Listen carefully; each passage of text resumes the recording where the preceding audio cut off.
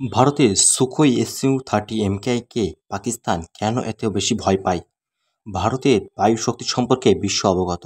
সম্প্রতি অপারেশন সিঁদুরের পর ভারত ও পাকিস্তানের মধ্যে উত্তেজনার সময় যুদ্ধবিমানগুলি তাদের শক্তি প্রদর্শন করেছে। তারা কেবল পাকিস্তানের সামরিক ঘাঁটিগুলিকেই লক্ষ্যবস্তু করেনি, বরং শত্রু দেশের প্রতিটি আক্রমণকেও ব্যর্থ করে দিয়েছে।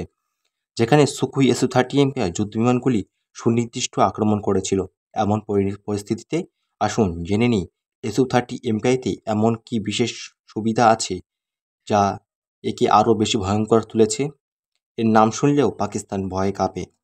ভারতের সুখোই যুদ্ধবিমান কী? সুখোই 30 MKI হল ভারতের বায়ুসেনার সবচেয়ে শক্তিশালী এবং বহুমুখী যুদ্ধবিমান, যা রাশিয়ার সুখোই কোম্পানি এবং ভারতের হিন্দুস্তান অ্যারোনটিক্যাল লিমিটেড বা HAL যৌথভাবে নির্মাণ করেছে। এটি আকাশ থেকে ভূমিতে উভয় ধরনের আক্রমণে সক্ষম। ভারতের বায়ুসেনার কাছে এই মুহূর্তে 250টিরও বেশি Su-30 MKI রয়েছে, যেগুলিকে এর মেরুদণ্ড হিসেবে বিবেচনা করা হয়। এর নাম MKI হলেও রাশিয়ান ভাষায় মডার্নাইজ কমার্শিয়াল ইন্ডিয়ান সংক্ষিপ্ত রূপ, যার অর্থ এটি ভারতের প্রয়োজনের জন্য বিশেষভাবে ডিজাইন করা হয়েছে। এর শক্তি পরিসরে এবং উন্নত প্রযুক্তি এটিকে আঞ্চলিক যুদ্ধ গেম চেঞ্জার করে তুলেছে এটিকে। পাকিস্তান এত ভয় পায় কেন?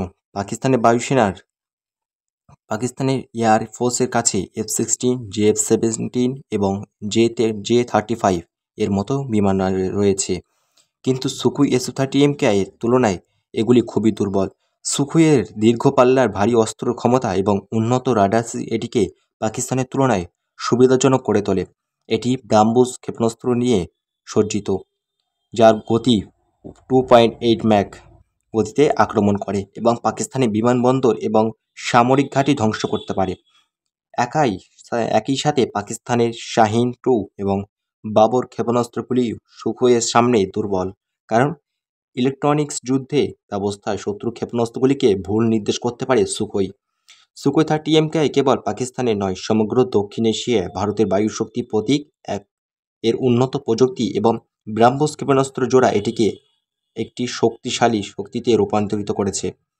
একই সময়ে সুখোই সাম্প্রতিক আপডেট, যেমন দেশীয় সেন্সর এবং দেশীয় রাডার সিস্টেম এবং অস্ত্র মিসাইল, এটিকে আরও ভয়ঙ্কর করে তুলেছে। তো বন্ধুরা, আজকে এই পর্যন্ত। দেখা হবে পরের একটি ভিডিওতে। সে পর্যন্ত সবাই ভালো থাকবেন, আর অবশ্যই চ্যানেলটি একটা লাইক, কমেন্ট, শেয়ার এবং একটি সাবস্ক্রাইবার অবশ্যই করে যাবেন।